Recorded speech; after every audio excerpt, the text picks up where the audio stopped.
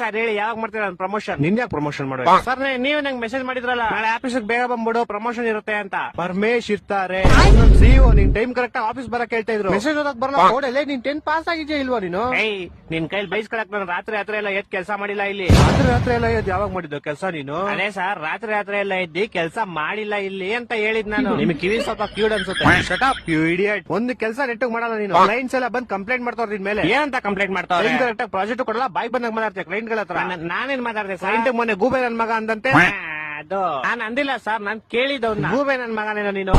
ಅವನ್ ಇಲ್ಲ ಅನ್ಬೇಕಾಯ್ತು. ಅವ್ನ್ ಸುಮ್ನೆ ನನ್ನೇ ಗುರಾಯಿಸ್ತವನೆ ಬೇವರ್ಸಿ ತರ. ಗೂಬೆ ನನ್ ಮಗ ತಾನೆ ಅವನು.